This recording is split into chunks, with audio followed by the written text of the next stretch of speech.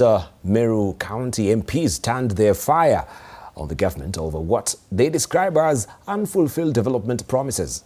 The MPs led by Tigania East MP Mpuru Aburi and Buri MP Bugambi Rindikiri accused President William Ruto's administration of failing to deliver key projects 3 years into its term.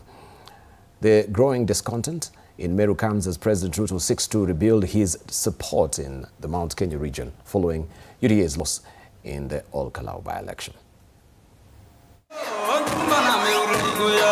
President William Ruto's efforts to regain political ground in the Mount Kenya region following last week's humiliating defeat in the Ol-Kalou by-election suffered another setback on Thursday after Meru County MPs demanded that the government implement stalled development projects with just a year left before next year's general election. Zile handi zote ambazo ziliendiwa wananchi kwa ground itimishwe, na tuko pamoja kama vile tuko kama wajumbe na wasaizi. Tumekaa chini katika siku mbili tukipanga siasa ya Meru County, sio siasa ya Tharaka Nithi wala Laikipia, hapana, ni ya Meru County.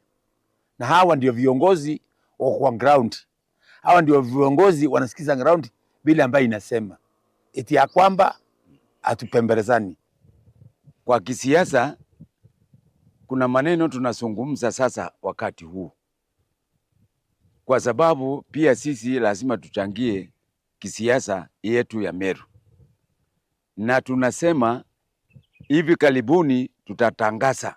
The growing discontent has left President William Ruto facing a political dilemma, with analysts describing it as a significant challenge in his efforts to win back support in the region, particularly amid the growing influence of his former deputy Rigathi Gachagua. One of the things that we take cognizant of is the fact that William Ruto has lost the Mount Kenya, and he is very much aware that he's actually lost the Mount Kenya votes. All right?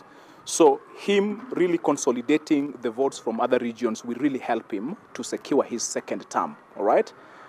So there is the word however. Okay? So he has to do that for him to win the 2027 elections without the Mount Kenya, consolidating votes from other regions and other areas. I think the options he has is he must now begin quoting other regions and seriously quoting other regions. It is finished. It is over, Mr. President. For the avoidance of doubt, this by-election marks the death of UDA in this region.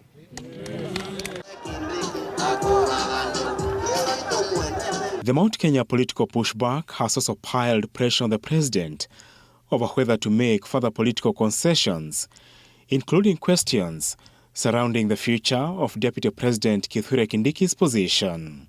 Some of the president's broad-based allies from Nyanza, Western Kenya and the coast are reportedly seeking assurances on the matter as part of possible 2027 political negotiation. Beyond Mount Kenya, where Gachagua has emerged as one of the region's most influential political figures, President Ruto also faces the challenge of consolidating support in Western Kenya, Luo Nyanza and the coast regions that were traditional ODM strongholds under the late ODM party leader Raila Odinga, but are now showing signs of shifting political dynamics, with Nairobi Senator Edwin Sifuna emerging as a key figure. I remember along the way, may his soul rest in peace, we lost the former Prime Minister, who then could have helped the president to consolidate votes from Nyanza. All right? It is not automatic that the Nyanza people are fully going to vote for William Samoei Arap Ruto, and that is exactly why he needs to quote them.